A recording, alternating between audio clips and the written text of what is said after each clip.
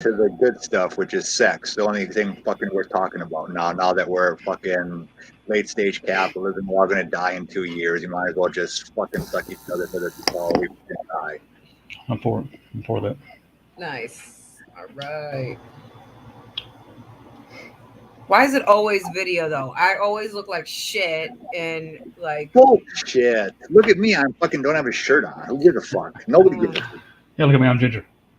Oh, that's fine, but I'm like, god It damn, I could have be some worse. type of fucking thing to It could be upkeep. worse. You could show up in the middle of the day in a tuxedo. I mean, like I'm down somebody with would know. that. Mm-hmm. I'm down with No, that. don't do that. Don't show up in a fucking tuxedo in the middle of the day to be on Joe I don't. Rogan. Well, Joe Rogan's a fucking douchebag anyway, so there's that. Um, I don't get his popularity. I don't get it. It's got to come from fear factor. Like I guess making people eat spiders for fucking however long makes you popular. I mean, look at fucking Trump. It's the same shit. It's reality TV makes everybody interesting, right? Mm. Seems to. Fascism too, that sells. Current climate for sure. Always. Fascism always sells. You can always make a buck selling hatred of the other. Um, yeah. Anyway, enough of that. Plug songs, and then let's talk about. You have stories about kicking dildos up people's assholes and all that shit. I want to hear all Uh, that shit. yeah, that so song is finally out. Finally, like that motherfucker. I am. By the time that it came out, I was ready to nuke it. I was just so done looking at that text. I'm pretty sure Cody was too. Like even before Cody took the shit, like it was like 100 hours last summer working on this fucking formatting. I was done, and then having to look at it again this summer, I'm like, fuck this book. Did you torment Cody about it? Totally, yeah, Not too bad. yeah. Yeah. But I'm happy that it's out. I really am, and Fucking great. Yeah, yeah. You sent me a copy. It's fucking great. Everybody go out and get. Mm. What's it called? Songs of something. Songs of the Sister. So Songs of the I'm yeah. yeah, I'm stoked about it. It's cool because two people from my seminary ended up beta reading the shit for me, so I know like they're as sick and twisted as I am. So I appreciate it. But I just got my author's copy like maybe 2 days ago. I was like, oh nice, this looks Show really it. Show good. it. Show it. Yeah, Show that oh mother. yeah, Yeah, yeah. yeah, yeah. So like I got that little bitch the other day. I was like, oh, this looks fucking great, man. Like, yeah, I dig it. So that's the big surprise. I feel like people don't know who haven't picked it up yet. It's like this mixed poetry photo book, and literally fuck those photos and Microsoft Word because they can all suck my dick. Never again, never again. This is the one project of like photos, great, yay. After that, fuck you. Yep. Feel the same way. Yeah, done. But I'm happy that it came out. Like the way that it came out, I'm happy that it's finished. Now I can move on to something else, maybe. But yeah, Cody did a great job. If you don't buy this, you're a piece of shit. So there's that. And nobody wants to be a piece of shit. So don't be a piece of shit. Support indie presses and indie writers, and don't be a piece of shit. Yeah, really. Yeah, I mean, yeah. I mean, I can't emphasize enough. Yeah, support the indies and especially support Leah because she would. Okay, for me personally, what drew me to your poetry is the exact same reason of why I was drawn to Bukowski's poetry. There was no pretense. There was zero pretense. It had nothing to do with the sexuality. It was just right in there, right? It was just you didn't have to. It wasn't some T.S. Eliot wankery where you needed fucking 10 PhDs to fucking figure out how to read the waves. Have you ever read the No. Wastelands? Yeah, That's it's just written for like ivory towers ass sniffers, right? Oh, yeah, hey, it John. Yeah. it just shouldn't be fucking cumbersome. Like and I think the minute that you're more worried about form and the more that you're worried about how to make something sound like fucking rhyme or meter out, you're losing the guts of what what, like the essence of what you're trying to say, and you start losing people, especially now. Like people just, we're in this overly PC culture, and yeah, like it's wonderful that we're using inclusive language, but at the same time, it gets fucking exhausting. Do you know what I mean? So like to be able to just say some shit and people to just be able to read some shit, I think it's kind of relieving in a sense. Yeah. It's funny that you bring up Bukowski. I had somebody on my Instagram that I was following. I don't even know who it was, but they made buttons that said like something like "fuck Charles Bukowski." I'm like, yeah, we can't be friends, dude. Like we're not gonna talk. I will never submit a piece to you. You can fuck right off because you don't get it. You just don't. You don't get why this person is important for his time. Yeah, I don't get yeah, I just I'm not gonna rag on anybody for not liking. I'm gonna be honest. His prose, I don't care for it. I don't think he's particularly gifted in prose. Yeah, I'm not gonna. What captures me about Bukowski is his willingness to just embrace who he is. He doesn't just fully embrace it, not try to hide it, not try to be something he's not. for sure. He knows what he is. He's a fucking degenerate. He's a drunk. He Yeah, admits it. He admits it's not good he's a drunk, but he is. but here we are. Yeah, like it's just fucking hard. I don't know, the pretense and the rhyming and the constant, like, I think Bukowski's love poems are the best because it's not this tender bullshit about trying to compare love to some wilted fucking flower or whatever. He's just talking. My favorite love poem of his is he's in a shower like with his girlfriend and she's washing his balls or something, and like the Yeah. conversation in the shower is about like, well, why don't you, he's asking her like, why don't you eat my ass, and she's like, no way, you would fucking tell everybody. And I'm like, that's what love is. It's this kind of frank conversation that you have, you know what I mean? Or you're washing each other's ass in the shower, like it's fine. Like that's what I think is really special about those love poems, because it captures what's real, not what's confectionery and hallmarky, which is horse shit anyway. Well, and I think a lot of it is also it appeals to a certain kind of reader. So it's not his stuff isn't going to resonate with somebody who grew up with like a Whitman, yeah, upper middle class background. But it's going to resonate with somebody who's been put through the ringer, right? for sure, yeah. And so, I mean, the problem that I see, at least with a lot of mainstream publishing, is just the voices of, and I use this phrase broadly, marginalized perspectives. That is, people who have really been put through the ringer, they don't get amplified. And there's kind of a reason for that, because all the big places are in New York. It's expensive to live in fucking New York. Mm-hmm. So the only people who can afford to be there are people who have that kind of a perspective. I think the idea that didn't equals being real is a fallacy. Okay. It definitely can be, because there are plenty of people who are out there to do the shock value. A fallacy is an error in reasoning. It's not a true or false statement. Learn some philosophy. That's some basic law. I think think you're they're right. Sorry. yeah. No, go ahead, Cody. I was just going to say, I think you're right. I mean, I think a lot of the hate that Bukowski gets is a lot of due to elitism, or and a certain, I guess, classism in a way, because I mean he's a very working class writer. Stephen King is to an extent, and that's because it's kind of the same hate from the the New York publishers is, or I should say, critics as everyone else.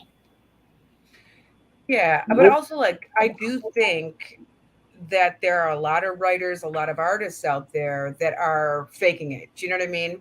That wanna be the next shock jock, the next shock writer, to pull in money, to pull in views.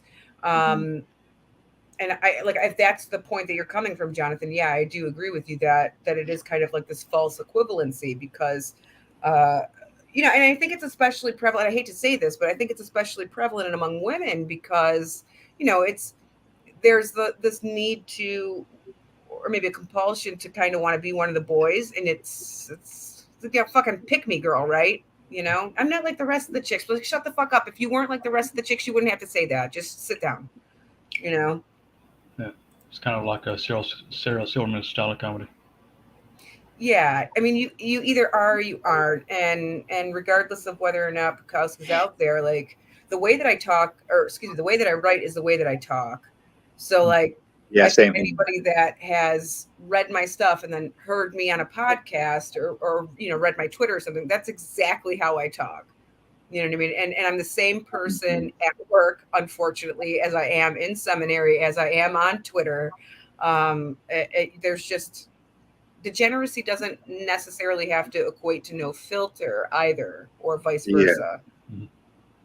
Yeah. So yeah, Jonathan, you are right. Wholesomeness does not automatically mean someone is being fake. No, it's about It's about somebody's background. I mean, I have a friend, and bless his heart, he grew up in a very nice home. He has a nice family. I would trade his life in a fucking heartbeat. It's not cool being a degenerate. It's not cool. You want to fucking have more life? You can have it. You can have the fucking year when I was fucking being molested. You can have the fucking year of when you can have the absentee dad. You can have the year of me, having to smash bullies in the nose. You can have all the pain. You can have all. I will trade that right fucking now. It's not cool being a degenerate. But if you live the life that I've led, that Cody's led, that Leah's led, you're going to see the world in a very different way. I mean, but but God bless you. If you come from a nice house of cotton candy houses and talking owls and you want to go from that, God bless you. I love you to death. I would trade places with you in a heartbeat. And if you don't think for 1 second that I wouldn't, you offer me a time machine and you say I can wipe my memory clean, I would do it. But I can't. So all I know is my experience. I don't know though, but so I went to Rage Against the Machine last week, and I fully recognize that most of the people there are in my age group, which is 40, 45, somewhere around there. And I kept looking around and going, I feel fucking old, right? Because everybody's got like gray hair and wearing, like a pot belly, whatever. And I just was very thankful for every motherfucking mistake that ever happened in my life. So I didn't end up as boring as these motherfuckers who ended up walking out because somehow, in their heads, they liked Rage before Rage got too leftist, which was confusing as fuck to me, but whatever. What do you mean too leftist? Oh, right. So like so many people walked out of that show going, oh, I liked them before they were leftists. Like, where the fuck have you been? Like Zach De La Rocha's been wearing a Zapatista shirt, on stage since 1993. They're an anarchist guerrilla group, from Mexico. What fucking crack pipe were you smoking? Did they forget the video where they stormed, like, played a thing on Wall Street and basically told Giuliani to go fuck himself? Yeah. What did they think they were raging against? I don't know. But here we are. Yeah. So, but yeah, I was super thankful for every single mistake that I made in my life because goddamn, I could have ended up in some nice house with a white picket fence and shat out 3 kids and I'd be a miserable fuck with no stories. You wouldn't trade that. You wouldn't trade the. You wouldn't want to be boring. Fuck no. I wouldn't trade. Yeah, no, I would not fucking trade any goddamn thing, be it bad or good, that happened to me, just because like the life that I've lived has been pretty fucking dope, regardless of some of the bad shit. And I know that if I changed some of the bad shit, I'd end up like these motherfuckers, just super boring and suck ass. So I guess in the end, thanks, pedo, for the fucking good life in a way. Seems Hope like your dick rots off. Seems like a cope to me. It seems like people say to rationalize bad shit that happens. I mean, I'm sorry. I don't mean to bust your balls, but I never buy that shit when people are like, I wouldn't change anything in my life. Get the fuck out of here. I really wouldn't. For me, no, I wouldn't. You wouldn't change getting sexually assaulted. Nope, not a goddamn thing. Sucks. It happened. Whatever. But by the same token, like, if none of that shit happened, I wouldn't be where I'm at right now. I wouldn't have some of the material for my writing that I wouldn't have. I wouldn't have that deep kind of feel of emotion that I have that enables me to go in different places. So, like, fuck you, but thank you to those people who fucked around. Uh, you know, Well, we're bringing out the crowd. I mean, we're bringing out the crowd. I mean, as much as you say that people don't, I always say you're one of the most popular people around that I know. Like, look, I mean, look at the fucking comments are blowing up here. I mean, it's great. This is fucking fantastic. Yeah. That fucking terrifies me to my core. If I'm popular, we're fucked. Like, truly. But okay, but rather you be popular than who else? Kim Kardashian? Please. Mhm. You know, I mean, look at like people who are social popular. correct. You know, people who are popular are the the influencer people, right? Yeah. Yeah, but I mean, what are they? If I don't know, who knows? Oh, like, well, what are they? What are they fucking influencing? I don't know. Did somebody post a link to this bitch on Twitter? By the way. Yeah. You can like It's on there, yeah. Yeah, cool. Because I'm sadly behind, but yeah, cool. I forgot no what we were worries. saying. I guess it's a question of identity, really. I mean, if those things didn't happen, if I didn't experience those things, I wouldn't be who I am today. I don't know who I would be exactly, but so I guess it's a question if I enjoy being me in the Yeah. current form. But yeah, I mean, I would trade almost anything for financial stability. I mean, I'll fucking Yeah. take that. I'll take the fuck out of that, though. Yeah, same here. I would, yeah, I mean, so Cody, I'll ask you. I mean, if you could go and change your life around, would you change stuff? I mean, certainly some things. Yeah, I mean, Yeah. I would certainly change my responses to some things. So I don't know if I would change the experience itself, but I would definitely change how I reacted to them, and I would hurt more people. Yeah, I would definitely say fuck you a little more to some people for sure. I think I see where Leah's coming from because I was telling Cody earlier today. I had I got to finally. There's a glimmer of hope in the youth, and Really? that. Well, here's the glimmer of hope. Okay, it was these young kids, and I was glad to see them doing something. They did the all-time classic. They were making a bunch of racket outside, which is fine. I like kids making racket outside because it means they're being kids, right? Great. Right. So I'm like, okay, I'm gonna see what the fuck they're doing. And what they did was they did just such a classic prank, a prank that I did, and it warmed my heart. Are you They talking about gathered. the shit bag? They gathered up dog poop. They lit it on fire. They knocked on some old guy's door. He answered. He stepped in the poop. It was fucking hysterical. I'm like, maybe there is some hope, right? Maybe there is. Yeah, you got to do that. You got to fucking, throw cherry bombs down school toilets and fuck them up. You got to do that kind of shit. It's good for the soul. It's good for to be a rabble rouser. And then you Yep. calm down a little bit in your 80s. I don't know. Yeah, I don't know. Like, I felt like I was super wild in my 20s, and now like I was calm during my 30s. I was in school, and now I'm done with the masters, and I'm like, fuck this. I'm tired and want to go do some shit. I'm done with sitting in a, you know. But by the same token, I miss it because, man, let me tell you something. I didn't realize how fucking dumb some people are. You I mean, just realize that now. I think I knew that, but I don't think I realized like how really fucking dumb some people are. And like, I don't mean to be mean about it, but I do think it's our fucking public school systems that are just total trash. They are. And it's not the teacher's fault. It's the No. administration that puts No. an ass load of worthless constraints and also testing, which doesn't test for anything. All these standardized tests that don't see, but that's by design, right? Because if you have power, do you want a thinking population? Right. No, because the thinking population is going to say, man, I'm really getting bent over this table and getting the red, white, and blue dick jammed up my fucking asshole. Mhm. No, what they want is a population that's smart enough to, oh yeah, turn this lever and do this crank and take orders and, make sure you salute your boss. But just smart enough to do that, but just dumb enough to take the increasingly lower wages and be like, oh, For I love sure. this country. I love this country. Yep. Fuck you, asshole. But like, dude, I'm paying $200 for fucking ADHD meds. Suck all of my dick, okay? I don't know. But what do they? They kill off the Intelligista first. So here's to a short but happy life, I suppose. Yeah. Yeah.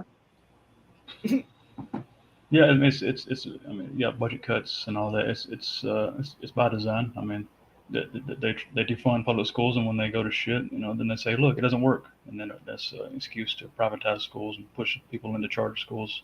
Which is and all the even rest of it. worse. Yeah. Way to go. Yeah. Love that. Love it. The dumbing down of the population. Maybe they're putting fluoride in the water too. Well, that's pseudoscience. That doesn't have any relation to health problems. No, I'm just being a fucking asshole. That's okay. Oh my goodness. Here we are. So at the end of my workday, fuck. Yeah, at the end of your workday. So, I mean, now that we're here, let's. Okay, so any more you want to say about song before? I mean, I don't know about Cody. I don't know about the chat, but I think we all want to hear some fucking sex stories. I mean, what kind of sex story? I mean, a fucking Song of the Sister is nothing but sex. What are you talking about? Like, you got kissing in toilets, you got fucking coming in people, Cream pies, yeah. cream pies for sure. I don't think there's a blowjob in there though. That's real sad. There'll be a sequel, I'm sure. Good. Every guy likes a blowjob. Actually, I have a friend, and he says I'm not a fan of blowjobs. What? I've met somebody. I've met somebody like this, and I'm like, but they also said they don't like women on top because every time a woman's been on top, wait for it, that they bend their dick in weird ways. And I'm like, I'm not sure I understand what the fuck that means. And he was like, I don't think I can make it any clearer than that. My dick only goes one way. I'm like, huh? What? Like, what fucking way was she bending your dick with her cooter? Because I'm lost. Like, so she's on top, and it's going to go some variation of this. But I don't know. I'm still trying to imagine it, and I'm a pretty imaginative person, but I'm fucking lost. Maybe he doesn't know how to have. Maybe he doesn't know how to have sex. No, I think she didn't know how to have sex. If she's bending his dick some way other than normal, clearly she didn't know what the fuck she's doing. Bouncing too hard or something. And then he was just like, I don't get off on head. I'm like, oh, I know she doesn't know what she's doing. You're like, yeah. Oh well, yeah. Tragic. Eating blowjobs and eating pussy is a skill, and it's a skill you should practice and refine. Both of those skills. For sure. Mm-hmm. For sure. Everybody thinks that they're good at sucking dick and eating pussy, and no, you got to fucking refine that shit. You got to listen to your partner. Innately, I feel women are better at eating pussy though, because we operate with the same. Like. Yeah. Yeah. We operate with the same. I'm sure gay guys. Actually, I have a gay friend. It was hilarious. He pissed off this. I was dating this chick when I was in my 20s, and my gay friend was just a stereotypical flamboyant, sassy gay guy. and out of nowhere, he's just like, bitch, I can suck dick better than any woman. And she got really offended, and he's like, lady, let me tell you something. I know the plumbing down there better than you do. Mm-hmm. Yeah, of course. I'm just like, it makes sense to me. I mean, you're a guy. You know what you like. Yeah. I don't get it. I don't see why there's offense there on a woman's part. I'm like, I don't know. Go find somebody, and the two of them can suck a dick together, and somebody can judge. You know what I mean? Like, if that's how you want to break it down. Just like I have no doubt that lesbians know how to eat pussy better than. Right? I don't know. Like sometimes it gets a little, because it's always something, in like a lesbian relationship, like overly communicative or some bullshit. I don't know. Like, do you need a towel? Like, just leave me alone, please. I don't know. Have you been in a lesbian relationship? Yeah, Really? there are some things that are nicer. Like the communication level uh, in a lesbian relationship is so much better and clearer. Yeah. Um, but it can be too much. Do you know what I mean? And like Mm. those bonds tend to form a little bit more quicker. At least in my experience, bond tends to form a little bit more quickly in a homosexual relationship comparatively. And of course, like there's the lack of the weird boy pee smell in the bathroom at all times. I don't know Cool. what. Yeah, Hmm. yeah. Yeah, I don't know what the fuck you guys eat or whatever, but like boy pee, like your pee smells fucked up. I don't know what pee you're smelling. Mine smells fine. I don't know. Maybe you're used to it though, because Hmm. like every dude that I've had to follow behind in the toilet, I'm like, what in the fuck? Maybe it's testosterone, Hmm. but I mean, holy shit. here's a good tip. This is a good tip for the guys for blowjobs. Speaking, rounding back to it. What does this have to do with anything? What part? Like the pee? Oh, Leah. No, she said. Jonathan says Leah was a dom. Yeah, I mean I think that's well known. You were a professional dom. I mean, you were on the Outcast podcast Yeah, back when yeah. that was a thing, and then it just died. So yeah, I mean it's pretty well known. It was like what 12 years you were a dominatrix. Yeah, better part of a decade for sure. I actually have to think about dates. Yeah, I mean, it might be 12, might have been, yeah, somewhere around there. Yeah. So yeah, maybe tell some stories from that one. Maybe tell some stories from when you were, because I know that when you were on, you said that like I would have thought the bigger cities would have been the places to go, but you said no because that market's been cornered. You want to go to like Arizona or I'm gonna some go to butt town, fuck Ohio. yeah, or Yeah, fucking Ohio or whatever. Yeah, Dayton, Ohio. Yeah, like because nobody wants to fucking go there. You know what I mean? Like I don't want to go out to fucking Dayton, Ohio. In fact, I was once arrested in Dayton, Ohio, not for doming, but just but I don't want to go there, and I will go there. Like Wheeling, West Virginia. It's just places that people would never think to travel. Uh, to do sex work, right? Because everybody, you think like, oh, bigger population, yeah, more fish in a barrel, but like it's just so overfucked by every single dame. Not only because you have permanent dames living there in the city that people have built a relationship with and right, trust, and they know, but you have all of us traveling too. So I was just like, I think my first 2 or 3 tours. I tried to do the big cities, and then I was like, this is bullshit. I'm gonna kind of go around the edges of the big city, and as I continued to tour, more and more requests would come in. Can you come out further and further and further? So like Greensboro, North Carolina, always a good one. Las Cruces, New Mexico, always a good one. Nobody ever fucking wants to go to Cleveland ever. I don't know why, but I always made a really good living there. Yeah, $3,000 day, never a bad day. So Jonathan, we should do some now that we're getting more people, and we should engage the audience more. Okay, so Jonathan asked, did men want you to do things like step on their face barefoot? That's the That least of it. You had guys that wanted you to shit in their mouth, right? Yeah, I remember one time I had a guy that wanted me to fucking castrate him in a hotel room. Like, you do realize that fucking bleeds, right? What am I supposed to do? Cauterize your fucking nub with the iron? Like just some of the crazy shit people weird. And like I never shit in anybody's mouth. I think we had this discussion on the Outcast podcast. Like, Yeah, but not everybody listens to that. So I get to relive all these wonderful stories again, yeah, right? it's just weird. Something about somebody looking at my asshole spread. I'm deeply uncomfortable with. I don't know what it is. Like, not that I'm shitting. Like, you can watch me when I'm shitting on the toilet. I don't give a fuck. But something about watching, your butthole expand. I don't know. It's just Very fucked up. vulnerable. Very vulnerable. Yeah. So then you wouldn't be down to have like a nice, tongue in your asshole. That's fine if the lights are. I don't know. Something about Okay. somebody looking at my asshole unnerves me for some reason. I have Okay. no rhyme or reason for it, but it surely does. Yeah. But I'll look at everybody else's. I don't care. Well, yeah, that you have that. Okay. Daniel asks, is the pre-given symmetry in Dom Dev top bottom relationships help with communication? Oh yeah, we talked about that. Like you establish very clear lines of communication when you set up appointments, right? Like very.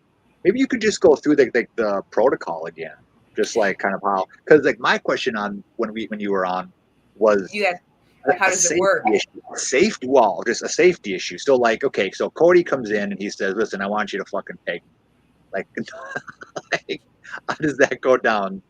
Um, So prior to even, you wouldn't even come into a room and say, "Hey, I want you to peg me." We would be talking before that. You would send me an email, or usually an email, and say, "Hey, these are the things that I'm interested. Do you do them?" If I do, then great. We will talk in the email about, okay, this is what we're gonna do, blah blah blah blah. Then you come to the room or wherever I'm at, and then we start talking about. I tend to use very simplistic, run of the mill communication. Green for go, yellow for slow down, red for fucking stop, right? Or if you're gagged, 3 of anything means stop, right? Um, but at some point they stop communicating, and you need to know what the fuck you're doing. You need to be able to look at the body, and know, especially with whipping, for sure. You need to know sure. you need to know anatomy. You need to know not where not to whip, which is breast tissue for Right. women, around the kidneys, around the liver. Yep. But also, like, if you're the best place really is ass cheeks, because there's so much fat there and you can go the fuck in, no problem. And the back between your shoulder blades, your Right. skin will leather, and you need to learn how to get your skin to leather properly through whipping. I mean, you do kind of do the same thing with spanking and whipping on the ass. You warm up, so you start with low impact, uh, and you move up. And then by the end of an hour, you can just beat the fucking shit out of them, because their skin has thickened, and they've kind of desensitized in a way. Hmm. What would be the most? What's the most common? If you had to list like the top, like the most. Okay, what are the most unusual things you've gotten, and then like what are the things that are like the most common? So like what are things you're like, oh, I've done this 1,000 times, and what are some of the ones you mentioned you've gone guys that want you to cut their balls off, which is that's Yeah. I don't usually kink shame, but the fuck. That's, Um, that's only one that you can only engage in one time, I would think. I it's a think, one yeah, time thing. it's a Yeah. one-time deal. Yeah. I think the most common is like feet. You know what I mean? Feet and face sitting.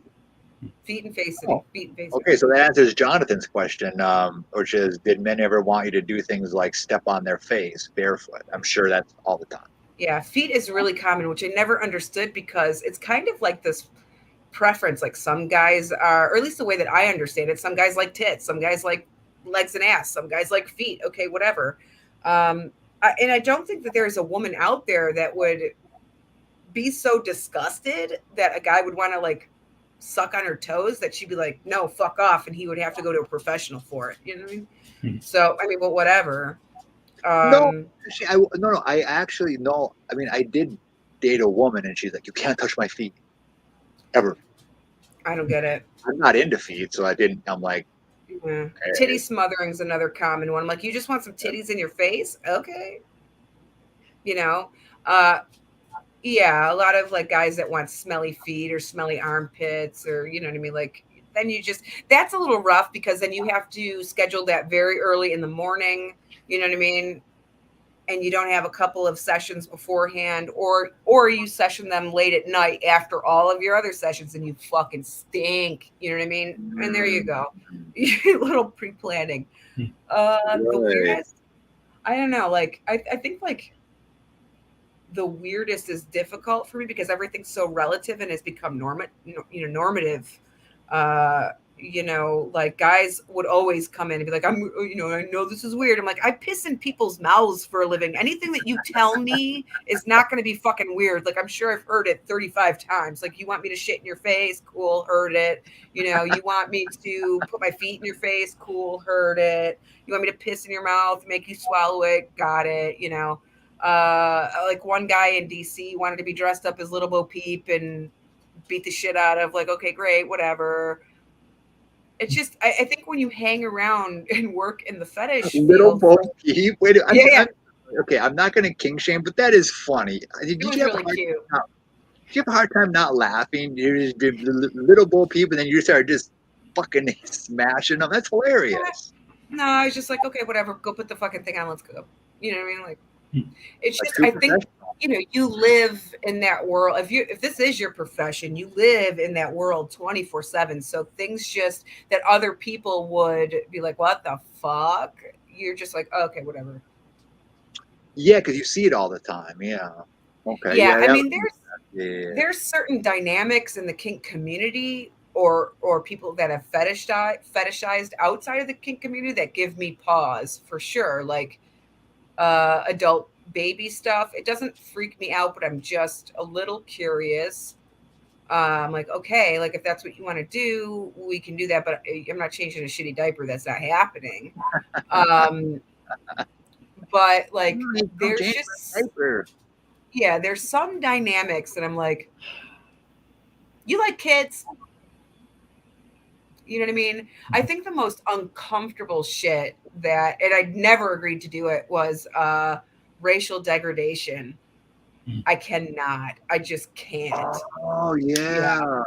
I've heard of that. Yeah, where some people they get off on that. Yeah. Yeah, he's like, I want you to do this. I'm like, I could not do that. I'm sorry. I mean, even, and at that point, I really I was not into justice work. And I just could not fucking do it. I'm like, I'm sorry, you're going to have to find somebody else. This little chick can't do it for you. Like, that was one of the few things aside from castrating and like shitting on somebody that I was just like, nope. I've had people be like, "Oh, I want you to fart in my mouth." I'm like, I can't fart on command. What do you want me to do? Like, we'll just eat a bunch of broccoli. I'm like, my system like doesn't work that way, and I'm not gonna miss out on, $300 because I can't fart on command the way you want. The fuck? Or like somebody else, I want you to put on a pair of golf cleats and like stand on a table and then jump on my stomach. I'm like, this will cause bodily, like internal injury, you fucking moron. Like, I think people, and you can kind of tell these people, they fantasize about shit in their head so much. You know what I mean? That they don't recognize the reality of what will happen. You know what I mean? So that's also part of like your job too, is like you have to be, I mean, and I think I got this when I talked to you last. I got this impression that you have to be have a kind of baseline medical knowledge, because just like you said, some guy or gal might have a fantasy that they think that's wonderful, but then you're like, that's going to hurt you. Because I think you mentioned didn't you say that some guy wanted you to put Listerine down his dick hole? Yes, my favorite session on a Q-tip. Oh. And there's ways to work around it. I did not put Listerine, to be clear, down his urethra. Like, you cannot do that, okay? There will be problems. But like the way around that was blindfolding him and putting ice water on a Q-tip and having him smell the Listerine. And be like, oh, you smell that? And then shoving the ice cold Q-tip down his dick hole. And it's cold like that, so he can smell the Listerine, he can taste it, and he experiences something cold that in his head is he thinks is Listerine, you know what I mean? And it's not, Right. but he's still got, and it fucking hurt, like for Oh, yeah. sure. Like there was no way getting around it, but like I'm not gonna put Listerine down your dick hole. That's a think on your feet kind of moment. But Yeah. I don't think that had that been early in my career that I think I probably would have done it not understanding, you know.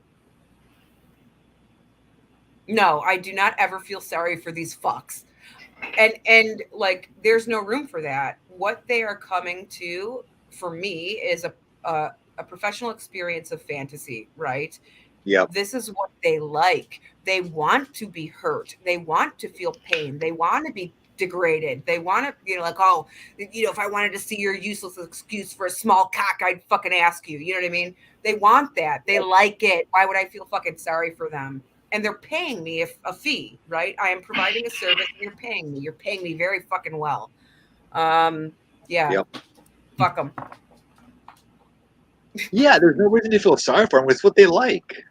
It'd be Yeah, like, it'd be like, would you feel sorry for someone if like they got their dick sucked? I mean, that's the equivalent. It's like, very much. Yeah, there's no feeling sorry. They leave happy. yeah, they leave happy. I mean, the only time you maybe feel sorry for them is if something went awry, like a session didn't go. Didn't you say you had a session where um, you came really close to some guy passing out? Wasn't there something where you misjudged a situation? I thought, or am I just misremembering? There was, I mean, several guys pass out for sure, especially the ones Yeah, that want sleeper holds. That's a whole thing. They want to pass out. And some of right. them want to be videoed as they pass out. So there's that. Those are always my Oh, favorite. Like, okay, good night. Um, some of them shit their pants while they do, because they'll release. Um, but yeah, there why do was they a shit their guy pants? Why do they shit their pants when they pass out? because they release, their whole body relaxes. Um, Oh, so it's like dying where you yeah, piss your. yeah, Oh, yeah, I didn't know yeah. that. Okay. So I did have one. It almost went awry. He freaked the fuck out. He's like, I want to be put in a hog tie and I want to be mule kicked in the stomach. And I was like, I got you, bro. And I mule kicked him in the fucking stomach as hard as I could, which was not light. And he fell to his side, and he was hogtied up on his knees. So when he fell to his side, he landed on his arm, and not being a smart man, he didn't roll to his shoulder. He fell on Right. his arm. And he's like, "You fucking broke my arm!" Like, your arm is not broken, but you have somebody that is fully roped up, panicking at that point. And what do you do? Like, tell me somebody that has never had a BDSM mentor, that has never walked into a BDSM club, that is just a plain person off the street, has no fucking clue what they're doing, you know, that probably roped them incorrectly to begin with. What do Yeah. you do in that situation and you're early on in your career? What do? You don't know what the fuck to do. Right. And maybe let's up the ante. Let's say you got $300 worth of fucking nice rope on them, like hemp. You want to cut it, or do you want to calm them the fuck down, and talk to them and get them to focus on you, to recognize your arm is not broken, dumb fuck. Like, it just isn't. And then you can slowly let them out and not cut your $300 worth of rope. See, but that also brings what you said. I mean, where a lot of it is the session is sort of easing them into it. You reach the high point, and then so it's almost like I don't mean climax in like the sex, but like almost in like a narrative sense, because you're building a story. So you Yeah. build to that climax, but then you slowly bring them back down. They're at the height of the fantasy, and then you have to kind of ease them back down into, okay, now we're going Yeah, back into reality here. You have to kind of ease them back into it, right? You're like, for not in sure. fantasy anymore. Now we're in. And Yeah. that's why in the BDSM, kink community, it's called a scene, because you are going through, you're going through steps. And I think, you it's a shitty dom that doesn't work into max pain, right? If that's what the client is into, or your person is into. And it's a really fucking negligent, shitty dom that once it is done, you're not taking care of them and making sure they're okay afterwards, or Right. praising them like you did really well, and I'm so proud of you, and blah, blah, blah. That sub is in a place if you've done your job right, and like you Yeah. need to bring them back to the real world, and you don't want them crashing. Right. Interesting. Now, I mean, sorry, I don't mean to interrupt. I'm just one question. So, since no actual in usual situation, now, I mean, no actual like sex happens, oral or anything. So, is this in a gray area of? I don't know the law. It seems to me it should be technically legal, right? Because, In some cities, it is. Surprise, surprise. In DC, it's legal. oh, what a shock! What a What a shock. It's hit or miss in New York City. Depends on who you get. There are ways for us to get around it. So let me reverse the question. There are some DOMs that will sleep with their clients. I was not one of them because I don't know you motherfuckers, and like I don't really like a whole lot of dick anyway. Um, so that was not an option for me. I would touch, like you have to touch a dick to get a Q-tip down it. You know what I mean? sure, yeah, But other than that, like unless it was clear that we're doing cock and ball torture, I don't want to see your dick. It's gross. Ew. Looks like angry chicken. Um, but yeah, I mean, it's legal in some places. There's ways around it. If you're having sex with your client, one great way to do it is do a video release form. You're filming porn. That's totally legal. there you go. And then what you do is you give the fucking video to the client. Here you go. But I have this model release form that you signed that we were not doing sex work. I mean, not illegal sex work. We were just doing porn. That was one way. Another way, for those of us who don't, like if you're doing face sitting, you wear a fucking bikini bottom or underwear and you don't take it off. Yeah, You can't be full nude. And if you are a dame that does not do full sex work, maybe not a good idea to go full nude. You know what I mean? right. Hmm. This is actually a good question from Jonathan. I would say yes. I would guess yes. So he says, would you consider it more of a ritual of sorts, a kind of performance art, if you will, a form of sensationalism? And then he says, a degenerate role-playing game where D&D just didn't get far enough. Kind of like, would you consider it that? I mean, I would guess as an outsider looking in that it would be. I would say that it depends on where you find yourself. If you are Yeah, at a kink convention, if you are doing a public scene, it is absolutely a performance. You have people watching you, right. and you've arranged out what you're going to do. With regards to like lifestylers, very much ritual. Absolutely. I think I speak for more than just myself, because I was professional and I was lifestyle as well. That it is very much a ritual. A lot of people do have a spiritual practice that goes with it, or they find some type of spirituality in the pain, Mm, for sure. And like there's, you hear of subspace, but there's top drop too. We're both in this kind of fantasy heightened reality, and we need to kind of care for ourselves afterwards. Latex or leather, I mean, again, it depends on the situation. If it's hot as motherfucking balls out, latex, you know, you feel naked. yeah, if you've never sat on a leather something in fucking high heat and had your skin ripped off, not fun. No. Yeah. Leather's That's just always, very heavy. that's what always got me about some like 80s bands and shit that would wear like those tight leather pants. I'm like, how do you get God, those your motherfuckers balls. off, bro? You peel it. You peel it. I mean, same thing with latex. You peel it off. But I mean, at least latex, if you fart in it, you get a bubble. It's funny. Do you really? Yeah, especially like if you're wearing like a cat suit and you fart, the bubble will go down your leg. A little fart bubble. Because I mean, it's skin fucking tight. You know what I mean? Yeah, that actually makes sense. I never thought of it like that. That's actually fucking, that's hysterical. Mm-hmm. But latex is fun. It takes on the temperature of outdoors, so you feel like you're naked. All right. Well, I've rambled enough. Cody, I'm sure you have a bunch of questions. You're as much of a sex hound as I am, so have at it. Yeah, well, okay. When it comes to like pissing in someone's mouth, what sort of preparation goes into that? Do you have to drink Dep- a lot of water like the day before? Depends on how much they've irritated me. Usually I'll just drink a lot of water, but I remember one guy outside of DC, Fredericksburg, Virginia, and if you're watching, fuck you still.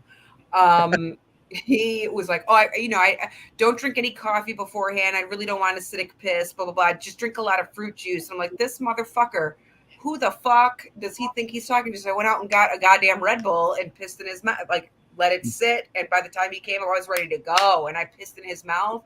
I'll never forget his face. Like it went into his mouth, and he was like, "Ooh!" And I clamped my hand over his mouth and like pinched his nose. I'm like, "You're gonna fucking swallow it, you piece of shit. That's what you get for telling me what the fuck to do, Yeah. It's perfect. little fuck." He Uh, deserved it. Another question I had was, have you been in a situation where you had like a repeat client and I don't know, you catch feelings or something like that? I never, not for me. It's always felt very professional to me. Um, like, hey, I'm just here to provide you with a service. And like, I don't have, like, the things that I'm doing to clients are not the same things that I would do to, say, a partner. Me personally, I'm very much a sadist. So like, I will go in harder on my partner than I ever would a client. Um, so Mm, like, I'm not turned on in that instance. Like, I'm enjoying what I'm doing because I love it, Mhm. but like, it's not hard enough for me to be like, ooh. Mm. right. There's not the emotional connection that you feel. It's you're more detached. You treat it like a job in that situation. Whereas if you were the partner, Yeah, you would be getting off on it. You would actually be for getting sure. off. So you'd really want to push the boundaries, right? Yeah. Yeah, for sure. I mean, like my partner during that time, I was engaged to be married at the time. And I carved my initial into his fucking stomach. Like that got me off. Love that. He's walking around with that still. Mm. Nice. Um, that kind of extremity is what I really, it's very Desaadian. Um, Mhm. Yeah. but like just whipping you, sorry, that's a fucking appetizer. Where are we getting into blood and knives?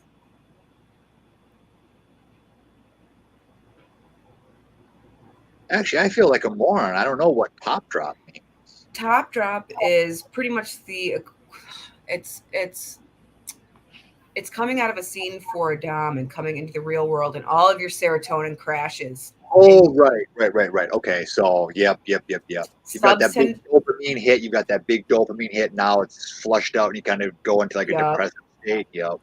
yup, and you feel fucked up and you're exhausted and you need a couple days in bed.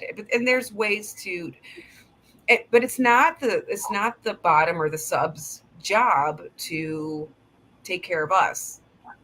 It's our job to take care of them. So we need to be taking care of us. And I think like that's the topic that's not talked about in the kink community, about doms needing to take care of ourselves and do a lot of Right. self-care, a lot of self-love, and make sure that we're drinking our water and taking our meds.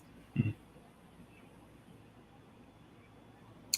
Well, doming, it was not difficult for me to distinguish the difference between doming for work, because I didn't fuck my clients, and doming for love. I would fuck my partners. Uh, Also, it definitely helps that most of the guys are a little gross. You know what I mean? Like you're like, nope, and a lot older. What was So the oldest client you had? Did you ever have like a really old geezer? it's really funny. I had in Texas. He's passed away now. Yeah. Um, I had an Anglican priest, and we just used to arm wrestle. That was his thing. And it's funny because even back then I was really big into theology, and he goes, that's what we would talk about during our sessions as we're arm wrestling. And he goes, well, you should really go to union. And that's, God, 12 years later, that's where I went. Oh. Yeah. Did you ever have a moment like in Memento? Have you seen that movie? It's been a long time. Oh, such a brilliant movie. Oh, that movie's so fucking brilliant. Hmm. But the guy in there used to hire, I mean, okay, prostitutes, but he didn't do anything sexual with them. It was just, he just wanted to kind of like fall asleep next to them. Do you ever have a situation like that where like somebody they just wanted that kind of company from like a lost partner of sorts, where it was kind of in a way heartbreaking, touching, kind of? I've never had that, but there's a term for it. It's the girlfriend experience, right? Um, which you'll see is like GFE on a lot of escort websites. GFE, girlfriend experience. They want. They want a paid for girlfriend for the night or however long. I have had a session with a younger guy. You know, every now and then a younger guy will come in, and I remember a younger guy, maybe Jersey. I can't remember, but it was a 6 hour session. All we did was talk about World of Warcraft because I played, he played. That's all we did. Wow. Yep. He paid a lot of money for that too. Wow. That was the only session I took that day, and I walked away a happy, happy girl. It was great. It's interesting. So, were most of your clients boomers? Would you say? Probably a little bit older. You know, a lot of them in there. I mean, back then I was in my mid 20s, all throughout my 20s. So they'd be in their, yeah, I guess boomers, 60s, 50s, 60s, some in their 70s, but every now and then you get somebody in their 30s. And that was always kind of shocking to me. Like, what the fuck are you doing here, man? You know what I mean? Right, right. Go find somebody. I mean, I don't know. It's not that easy to find if you're into like kinky shit. I mean, depending on where you live, you know, not always easy. I can see a young person doing it. Like my 20s, I went to a dominatrix. I don't know what it was like. It was fucking awesome. Like, I got But it's fucking always some weird, innocuous shit that the young ones are like, I want feet in my face. Like, go talk to your wife. You know what I mean? Go put her feet in your face, man. Or like, I want to be tickle tortured. Get the fuck, go find somebody to do it. Why are you paying me $300 good? I mean, thanks, but why are you paying me $300 good an hour to put my feet in your face? Fuck off. See, would you agree with this? I mean, I think that a lot of this stuff is just like sexual negotiations where, like, you just figure out your partner's kink and then you just like mutually reciprocate. And I've told this story. Cody, I think I've told this story before where I dated somebody and her thing was she wanted to give golden showers. Mm-hmm. I'm not into that, but I'm not against it. It's just like whatever, I can take it or leave it. But I'm like, wait a minute. I could use this to my advantage. She really gets revved up for golden showers. So I'm like, listen, how about this? You give me a golden shower and you suck my dick after. She goes, that sounds good. I mean, Great. isn't symbiosis part of every relationship in one way or another? I think it's fair. You know what I mean? Like, look, No, I'm not not into this thing. necessarily. No, I mean, no, in some, it's more, uh, I speculate more from the guys and they're like, do this for me. Who gives, like, I don't care if you come. Right.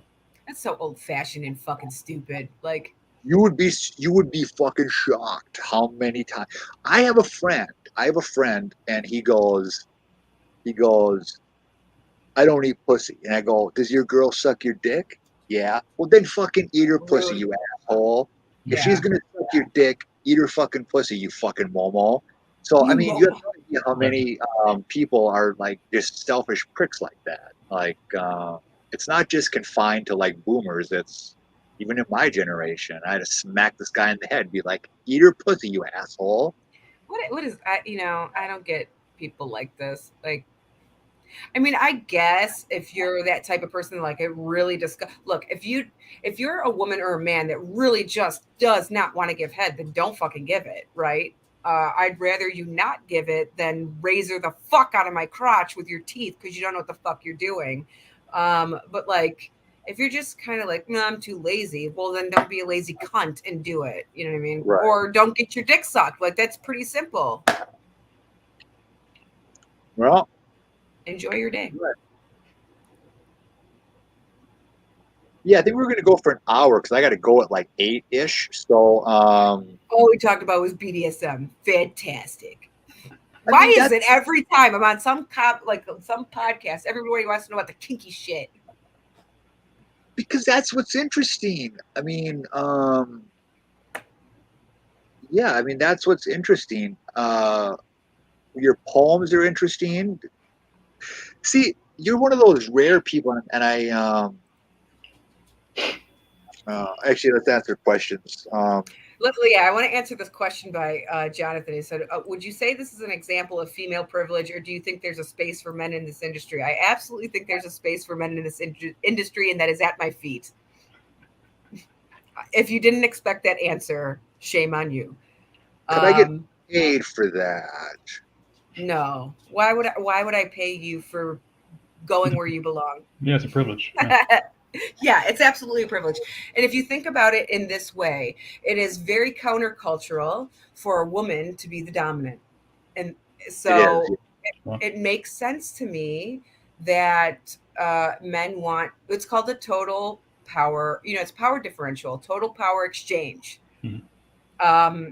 And yeah, that's where men belong. Or in a cage getting cucked. Actually, wait a minute. Daniel says, wait. So Daniel says to the previous, is the clientele a matter of age or not also a matter of class? I have a question. Isn't it like, here is what I've always thought, and you can probably say I'm wrong about this. Isn't it like a lot of high status guys that that have power and they just want to fucking not have power for, or not is always. But not is that always.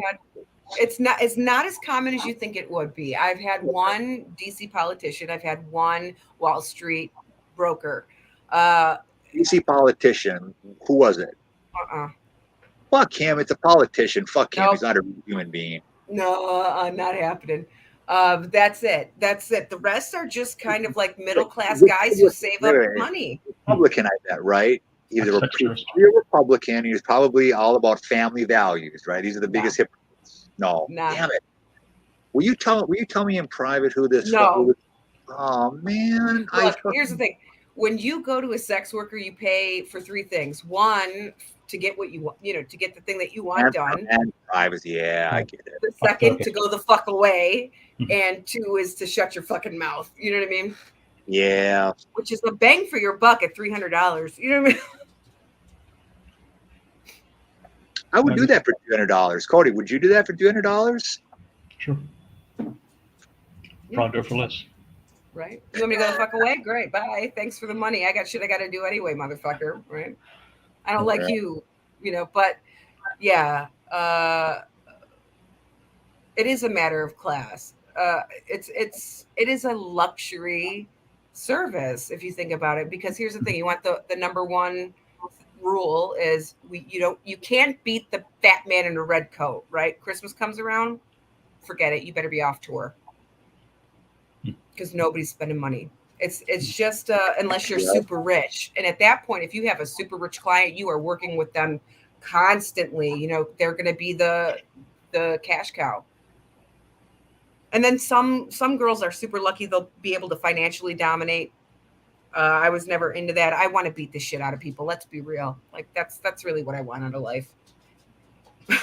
I get it. Okay, one final question before at least I have to jet. You and Cody can stay and talk, but how do you do cock and ball torture correctly? Because it seems like it can lead to a lot of like ruptured testicles. Because before anybody says, "Oh, you're sounding like an idiot," okay, I get that porn isn't real. I get it. So don't have to be like, "Oh, this porn's real." But you see on porn, or I've seen on just these swift kicks to the balls. Yeah. And it's like, okay, yeah, I'm sure that's fake. These are amateurs. You know, But I feel like how do you do cock and ball torture without rupturing a testicle? because at the end of the day, look, I don't have balls, but from what I've understood of balls, like it still fucking hurts. You know what I mean? I Oh, yeah. can slap you in the nuts and it's gonna go, you know what I mean? It's gonna hurt. You don't need to wind up and kick or fucking karate chop somebody in the nuts. You can flick them in the nuts and it works. You know what I mean? So like when you see these wind ups like that, like in a session, like, oh, this is an amateur that doesn't know what the fuck they're doing because you can rupture a testicle. If they're twisting balls too much, you can get those what the fuck? I can't remember the tubes. Vas deferens and Thank something you. like You that. can Yeah. twist them, and that's surgical. You know, like you Oh. don't need to go that extreme to hurt somebody bad. Like for me, like whipping somebody's really nice, whatever. But what gets me off, what I really like, is finding all those little fucking pressure points all over somebody's body and just drilling into them. I don't need anything but my bony ass little finger, and it hurts still. You know, it's you don't have to go extreme on everything. Right. Like, you ever had a sternal rub? Do you know what that is? No. Okay, so a sternal rub is a medical procedure, I guess, to tell if somebody's in a coma or not. What you do is you take your elbow and you literally rub it up and down somebody's sternum. You want to feel fucking pain? Go ahead. If you are not in a vegetative coma, it will wake you the fuck up out of anything. In fact, it was funny. The last time I went to New York City to graduate for school, I was walking in the bus station and there's these 3 cops surrounding this guy on Brown. And I'm standing there watching for a few minutes, very clearly fucked up. You know, he's either in a coma or he's very drunk, blackout drunk, you know what I mean, and passed out. And they're like, sir, sir, sir. And I'm like, get the fuck out of the way, man. And like I sternal rubbed him and he woke up. Takes two rubs. I'm like, don't you have any training? Do you have any training? What's wrong with you? You don't know much about cops, do you? You don't know much. These aren't the brightest bunch.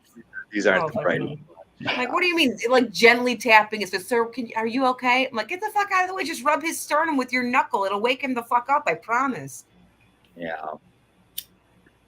Anyway, so I have to jet, but I want to thank the people who asked questions. So thanks for tuning in and watching us ramble. Thanks to Leah, and also go out and get her book. Don't be a prick. Yeah, you'll be hard all night. So get her book. It's fantastic. I read it. You sent it to me, and then I forgot about it like a fucking schmuck. I was gonna blurb it. So good job. That's go review it on Goodreads. You fucking put a star on it on Amazon. You weren't the only one, by the way. Somebody else forgot. Yeah, but no, that I can do. Send me a message to remind me. My memories. I have a short-term memory, surprisingly, even though I can remember the stuff we talked about that relates to sex. That is that's because you're interested in it, pervert. Everybody's a pervert. Everybody's a pervert. They just don't want to admit it, right? Sure. They just don't want to admit it. And then sooner or later, you can touch my butthole. Always. No. You and I talked about this. That's the one thing is like my asshole is off limits. I can't. I'm telling you, one Jersey meat hook and you'll be hooked. See, I've had prostate exams. It's not the same. I know it's not the same, but like I've had prostate exams and I didn't enjoy it. You're not supposed to enjoy it. It feels like you're taking a shit in reverse. But is it? Yeah. Okay. I just don't want anything. I just don't like things in my asshole. You just don't like a doctor's fingers in your asshole with KY on it. Like, I feel like maybe if you're getting head and somebody slips a finger into your butthole, you're gonna be like, oh, hey, this isn't so bad. Just like every fucking dude on the face of the planet. I'm gonna have to try that. Get back to me.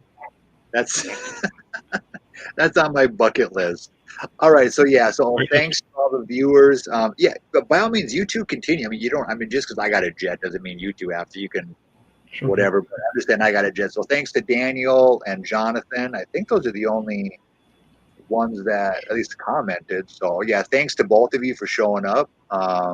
And always great to talk to you, Leah. I look forward to it every time just because great person, great poet, great stories, no filter, which I mean, you just check all the marks of the things that I look for. And Thanks, man. I'm thinking about doing like a mini cast on Instagram, like 5-minute clips of just whatever the fuck is in my head once a week. Weird. do it. Do it. It's a hit. It's good. People gravitate toward that. Telling you. So anyway, yeah, I got a jet. Again, thanks to everybody, and until next time. And it was, as always, Leah. It's great. We'll talk on Instagram and all that bullshit. And, Yeah, all that shit. I'll talk to you tomorrow. I'll talk to you tomorrow. Yeah, take it easy. We'll see. Later. 45 minutes from now, I'm gonna get a fucking Instagram from him, Cody. He's gonna be like, "Hey, I just have like the most explosive shits," because that's what happens. This is the message of our fucking day. Yeah, I believe it. I believe it. Oh my god. Actually, I guess I just have one more question about the. Yeah, whatever you want, man. About the Dom thing, which was, have you ever like run across anybody like a former client in public and have they recognize you in like a real awkward situation, or how do they handle it? How do you handle it? I feel like I have. I feel like somewhere in my brain is like you have run into some, yes, but it wasn't in person. It was online somewhere, and I don't know how the fuck they found me. They're like, "Oh, you're Derek, right?" I'm like, "I don't know what the fuck you're talking about. Sorry, bye." But the nice thing, I didn't know how to handle it back then because I'd retired at that point. But now, like, if somebody were to recognize me, I'd be like, "Yeah, hey, what's up? Cool." And it's really nice being in seminary because if for some reason the Jesus freaks are like, "She was a sex worker," I always have that bullshit excuse of, "And then I found Jesus," Yeah, right. Yes, yeah, it makes for a great story though. Oh, for sure. What do you do? What do you go for when writing a film? I think I've talked about this a little bit on what I don't know what podcast. So the way that I write is like world building. Like I operate off memory, and I think about why that memory is interesting to me, or what is particularly impactful. So I have this thing like I circle in my books when I'm writing is find the moment of impact. Right? Where's the moment of impact in that memory or that story, and then world build around it. So yeah, there you go. It's interesting. Well, I guess for me, I mean, I guess it is more emotion because a lot of things I write starts off as or comes from a place of anger, really. So then I just go. Yeah. When is your book coming out, by the way? Like, this is my favorite thing. Probably September, I guess. Probably. Oh, great! I need a hard copy. This is fucking great. The first read, I laughed my dick off the whole time. Like, this is so great. But as it's going on, it's getting more and more like fucked up, and I'm like, this is really cool. And like, what is it talking about underneath? And like, it was a cool read. I really enjoyed it. Yeah, I'm glad you did the afterward too. So I appreciate. I fucking what was it? The Hooker Against the Dollar Store. I'm like, this is gold. This is so fucking good. Yeah. Yeah. That's a good one. Yeah. Oh my god! You actually published a friend of mine too, Greg Tomani. Yeah. He's so funny. Like we went to the same seminary together. He's great. Whatever. Yeah, weirdo. Yeah, I was talking to him earlier today. We're trying to figure out how to do some cross promotional stuff. So. Yeah, I'm at that point where I'm like, do I hire a book promoter? Because I don't know what the fuck I'm doing. Yeah, I don't either. But yeah, I mean, if I'm not sure how much that would actually cost, but we'll look into it anyway. For sure. I'm like, god damn. But I'll find something on Fiverr. You know what I mean? Right. Not too bad. That might work. I'll try that actually. Yeah. Right. That's how I commissioned like my first book cover, and she did a great job. It was just like, I don't know, it just didn't give me the feel that I wanted. How do you deal with the emotion getting to be too? I'm like, what's too much though? Like, I think that, I don't know. I feel like it's different for everybody because everybody's capacity to feel is a little different. Like I've never had an emotion where I'm like, oh, this is too much. Well, maybe like tired and like the fucking green apple splatters. Like this is too much. You know what I mean? Like it's too much. Right. Yeah. Yeah. I mean, I guess if I can't really, I guess there's no point in writing anything down unless it's already too much. Right. Yeah. I mean, if it's not too much, there's no point wasting your time with it, I would think. But for me, that's how I feel about it. I think for some of us, and I don't know, Cody, correct me if I'm wrong. I think for some of us, for me anyway, like writing is a compulsion. It's the way that I process the world. And if I'm not writing poetry or whatever, like creative nonfiction, fiction, flash fiction, then I'm always journaling. And like, I'm at work for a 10-hour shift. I'm writing and journaling through that time. When I come home, like I have to process my world this way and how I experience things. So it's same here. Yeah, it's just what comes out is coming out. It's already too fucking much. My brain can't handle it. Yeah, I take too many notes as it is. I got notebooks, stacked notebooks full of shit. But, Same. Yeah. Jesus. And I got like my desk over here has got like one of those hanging pockets, and I got like 5 fresh notebooks. I'm like, these are gonna get fucked up here real soon. Yeah. But I tend not to keep the ones that I wanted to keep, which would have been like the time during like my pedophile and stuff like that. They were thrown away. I'm like, fuck. But like everything else, I'm like, throw it away. I don't give a fuck. It's just normal daily shit. Right. Yeah, not very interesting usually, but you'll have one sentence maybe, or out of 3 pages, something like that. Yeah. Yeah, like there's a poem on the back of a fucking grocery list or something, or something, that I've been dicking around with. Like I had this experience down in New York City, like just getting on a subway, the one going downtown, and like I had a cup of coffee in my hand, and like me and a homeless guy were having a conversation. She's like, "Oh, what do you take in your coffee?" And it was like espresso. He's like, no sugar, no cream. And I'm like, that's fucking gross. It's like, why would you do that to yourself? And I'm like, I guess I like it bitter. And I like that line. That line sticks with me. I like it bitter. So like, I'll find some story, probably the same story, and kind of, morph it a little bit to highlight that. But I'll just write down, I like it bitter. Yeah. It's kind of like I have a whole notebook full of like just like kind of like one-liners that I think will be an interesting title for something. Yeah. We got a whole notebook just like titles. I hear a ton of phrase. I heard one the other day. Somebody talking about pulling their socks up. So they said you got to pull them up high because they fall down low. And that phrase kind of resonated. I like that. Pull them up high will be interesting for some kind of.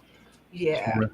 I've been playing with, I think for maybe like a year now, a title of the next book that I want to write, and I have no fucking clue what to do with it. It'll come up when it comes up, but like it's if the devil was your daddy, and I'm like, oh, I love this idea, but like, what am I going to do with it? Yeah. And I'm like, well, maybe it'll be like a bunch of flash, who knows? Yeah. Actually, just the other day, another one I heard was, I think a lady was talking about the hair on her legs shaving or something, but she said it all started with the hair on my legs, and that's the part that I remembered and wrote down. Every time, it ends. You know how it ends? With a fucking chemical burn on your asshole from Nair. That's how it fucking ends. Every single time. It never fails. Yes. Who? I can't remember. Was it Amy Jean? That was like, go get some Desitin or diaper cream. I'm like, thank you. Thank you very much. It was early in my Twitter days. Like, oh, yay. This is a great loving community. Told me how to treat a chemical burn on my asshole. I appreciate it. Thank you. Yeah, I guess it's not for sensitive areas, I guess. Yeah, fuck that though, man. Because like shaving with all the folds, you know how it is. Your balls are the same way. It's just too much, too time consuming. I'll slap some Nair on that shit, wait 5 minutes, and wipe it off with a sponge. Like, yeah, it is a hassle to shave your balls. Yeah. The only thing that I shave at this point is my butthole, because I don't trust Nair there anymore. I've just burned myself too many times. I'm like, you know what? 2-3 swipes of a razor, I can deal with that. Everything else, Naired. Ends with Listerine down the urethra sometimes, for a small fee of $300 an hour. Yeah, just pull the old switcheroo. It's like a magic trick. For sure, it's the mind fuck, right? Yeah. If you think about it, you're like David Blaine, really. illusion, creating For illusions. sure. Yeah. I mean, like, how liable am I going to be to put Listerine down somebody's urethra? Yeah, I never thought about that. Yeah, I guess if you hurt somebody, that could come after you. Yeah, I'm down to hurt somebody. I'm not down to injure the fuck out of them. Yeah, you don't want to mind anybody. Yeah. Fuck that, man. I need you to pay for my broken arm. The fuck? But the nice thing is there's kind of this culture of silence in a way. Like, Hmm. what are you gonna do? You gonna go tell somebody you were at a dominatrix, she broke your fucking arm? Yeah. Maybe not. You have more to lose than me. Okay, good luck. Yeah. Yeah. It'll be like what was his, Jerry Springer bouncing a chick, I think it was when I his scandal. Yeah. Yeah. Yeah, for sure. Yeah. Like, do you want to associate with a woman of ill repute? Some do, but they know what they're getting into at that point. Jesus did. He liked Hookers, yeah, Yeah. for sure. So think about it, we're all just very Christ-like. Yeah, yeah. Yeah. Good, faithful Christians for sure. 100%. Oh my goodness. I got a pissed off Chihuahua and a pissed off cat here Oh, that are looking at me like, fuck dinner you. time. I don't know. No. You pricks. That's all right. Yeah. So I think we can get off the sex talk. Yeah. Anything else you want to talk about, man? I'm good. How about you? I'll let you pick the topic since you. Yeah. It's okay. I'm always happy to talk about BDSM and like timing as a dom. Like I think it's good to kind of both reinforce that you need experience before going into this business and also like kind of demystifying it, right? Right. It's actually very boring. A lot to consider, really. For sure. And like the majority of your time is what I called unbillable hours, which is booking shit, making travel arrangements. Fuck off. Yeah. Like, what an exciting day. I'm eating a Hot Pocket and like, and doing like social media. You're eating a Hot Pocket at your desk at home wearing sweatpants and a shitty tank top. And you're like, today I was in the shower and I poured milk all over my body. Blah, blah, blah. Fuck off. Dumb man.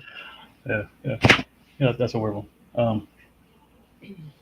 Yeah, so how did you like advertise your services? What was that on? Just like sometimes there's specific websites like for wrestling sessions I would go on a wrestling domination website, but a lot of it was, God, back then, you had Craigslist and Backpage and Eros and all these great websites, and now the government has fucked us.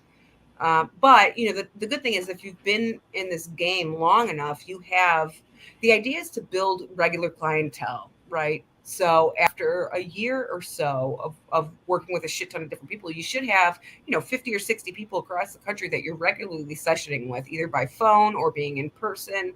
I'm very curious to talk to a bunch of dames to see how COVID fucked them. Because that was nobody wanted to talk about how that really fucked sex workers that do shit in person. And like, forget us, because we can do dame work over video or whatever, but like, what about the women that were on the street that couldn't make any money? Right.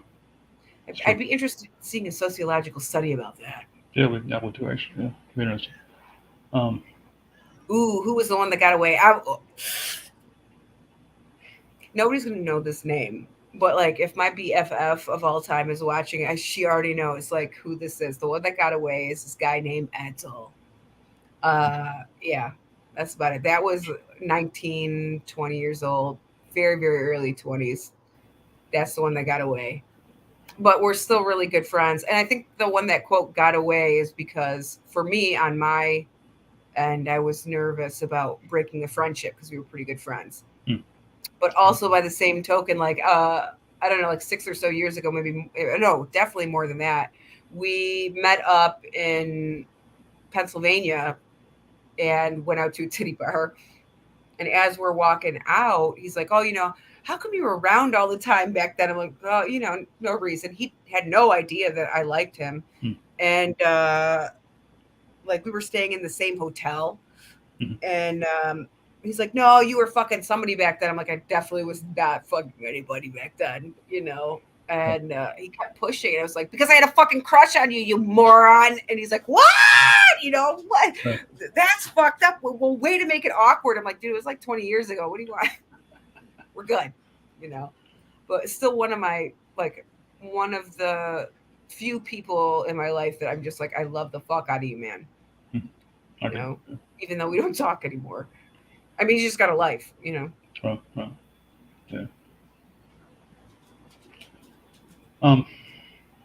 What did you have like a mentor to show you the ropes or anything? Yeah, I did. I had a few. As I got into it, so I was initially living down in Tampa. I had a guy that I met. All of my mentors were men.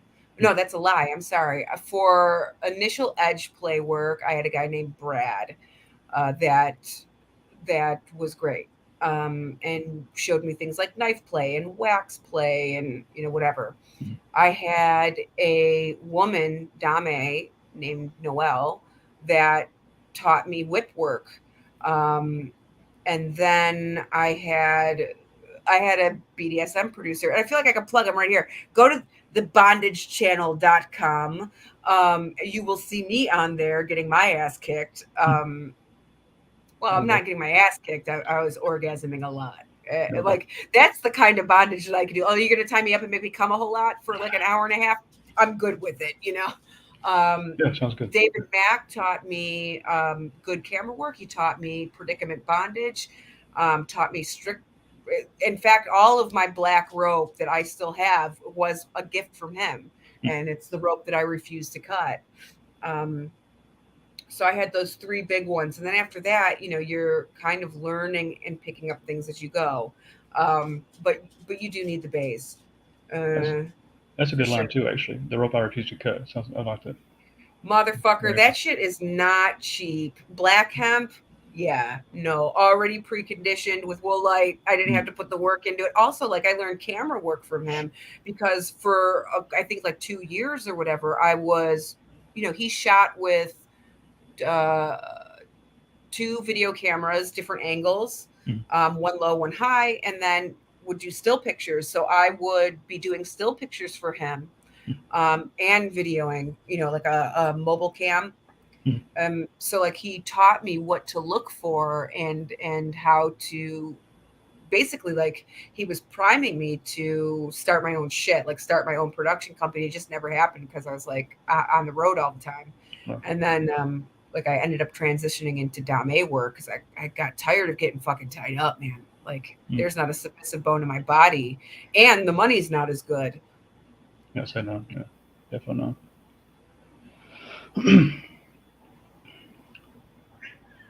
not. Romance. The writing implies that there was a time where romance had. I mean, romance does have an influence. Like to think of me as just like this sadistic fuck with no other side, I think is maybe idealization. Definitely, for sure. Especially this book. There's a lot of truth in that book, for sure. It's a good book. I really like the book. I'm happy with it. There's a couple other people that are thrilled about it, for reasons. Right.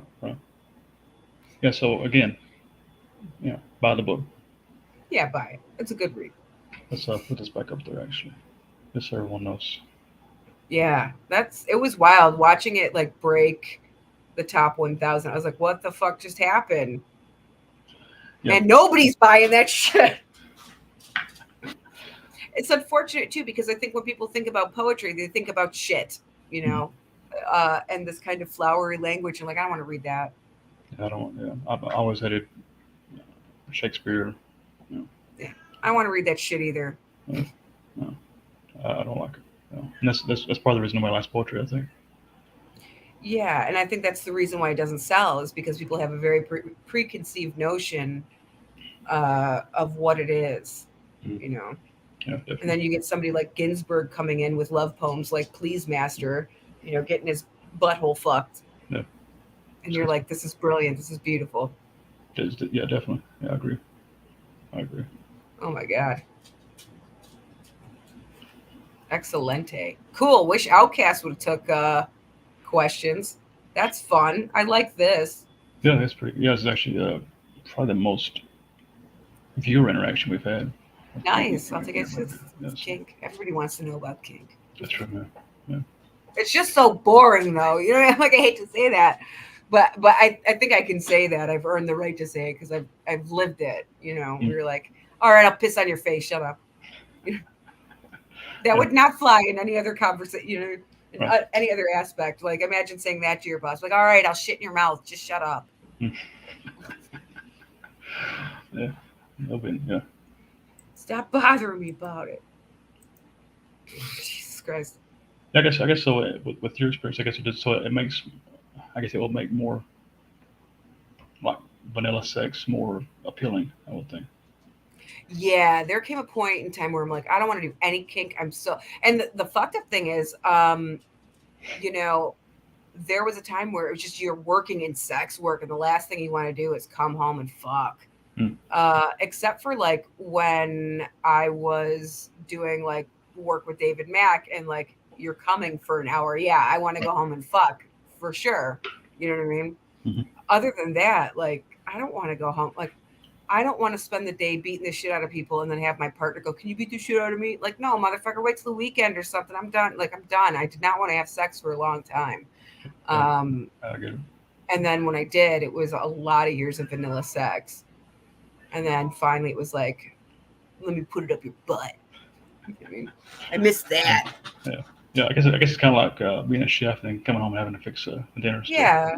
Like, you know, you work 20 hours a fucking day cooking food and shit, and then you come home and your husband's like, "Oh, make me dinner." No, fuck you. You make it. Go make yourself like grilled cheese, you bastard. You know what I mean? Like, it's just like I work on the phone all day today. The last thing I want to do is have somebody call me and be like, "Hey, we're chat." No, I don't want to fucking chat. Leave me alone. I'm sick of talking to people on the fucking phone. Yeah, I hate phones anyway. But yeah. Just text me. Christ. Yeah. If it's really important, email. Otherwise, don't bother me. Yeah, even then, I ignore the fuck out of my emails, especially for work. I'm like, I don't give a shit. Leave me the fuck alone. Tap me. Yeah. Don't you dare, you prick. Oh, you bastard. I know what you're doing. Oh, what's going on? Whatever. Well, it's the dirty laundry anyway. Playing the dirty laundry. Yeah. I had a dog once that would do that. He would like he'd be in the shower and he would wait until you like was done with your rag. And he would like run in and grab it and run off, and he would just roll around on it. Yeah, they like weird, smelly shit. I don't know. Yeah. I hate you. You're an asshole. I'm watching him do it. I'm watching him do it. Like, I know you're shitting in my clothes basket. God bless. No, he's just pissed off at me right now. Daniel, thank you. I appreciate you liking it. I'm happy that somebody read that monstrosity and enjoyed it. Does it help in matters of domination to know that some subs don't know how much preparation control? They never do. They never know because it's not their job. You know what I mean? The idea is for them to come in and let go. That's their job.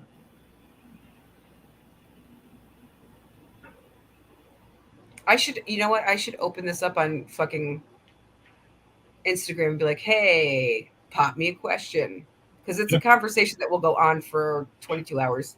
You know. I'm sure it could. Yeah. It helps me deal with people, not so much my pets, right? Yeah, especially in like a work environment, especially as a woman, you know, where people want to act kind of fucky. Mm-hmm. It's really easy to take for me. I mean, it's not something that I ever had to fake, right? But the skill sets of learning how to be firm in a subtle way, or firm in an overt way, or be overly aggressive in an overt way. Yeah, it definitely helped. There's always skills to be learned from it, like just learning how to be able to talk to somebody, or even let's say, you know, you have a sub freaking out. It's a good way to learn how to talk to somebody. Right, yeah. Bye, Jonathan. Thanks for coming. Yeah, I appreciate it, man.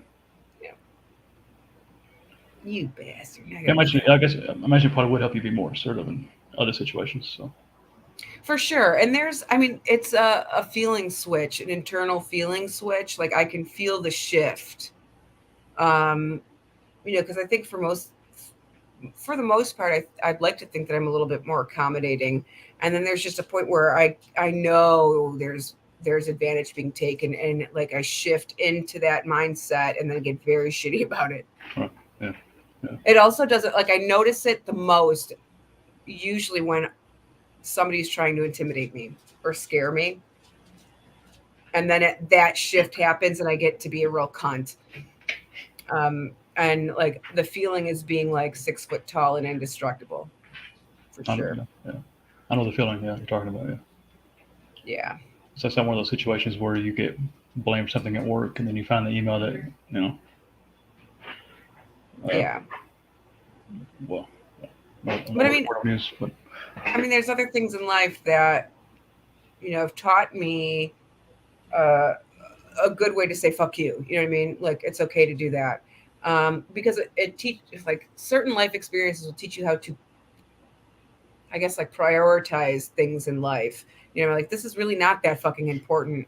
I've done human rights work in war zones. So after that kind of experience, you tend to like reorganize what's important in life. And like, for example, your internet is not really that important to me, in like a customer service job. So it's fine for me to just be like, I don't care. I'm leaving here today. My internet works. So fuck you if you don't want help. You know what I mean? Yeah, no, I get it. Yeah. I used to work at a call center for Boost Mobile. Yeah, fuck that. And then it switched to just regular Sprint. But, yeah. Yeah. God. Yeah. You want to see the underbelly of man? Go work in a call center. For real. Yeah, I agree. It is mind-blowing how people speak to other people when they can't see their face. It's definitely true.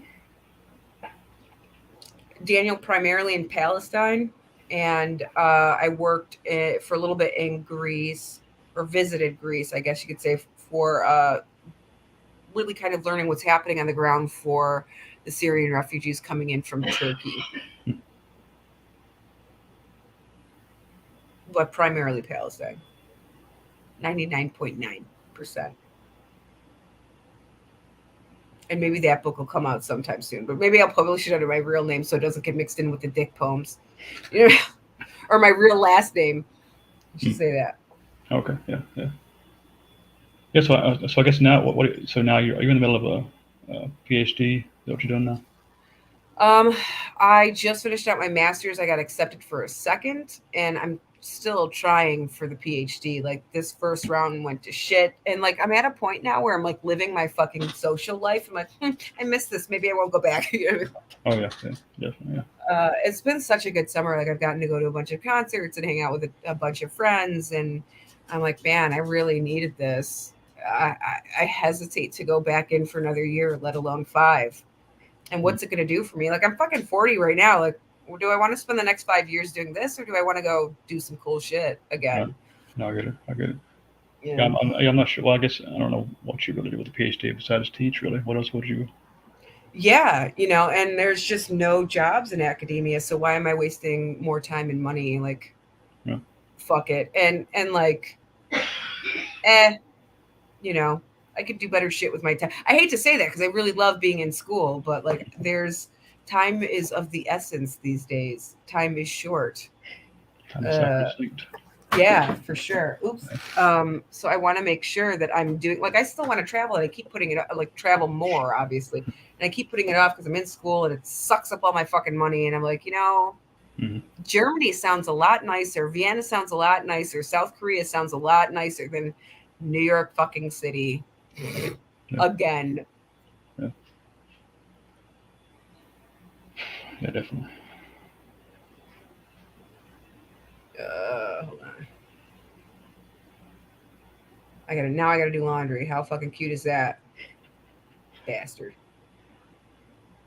All right, let me go. Go ahead. Let me go get that done because he literally shit in my laundry basket. Awesome. Well, this is my life. Yeah.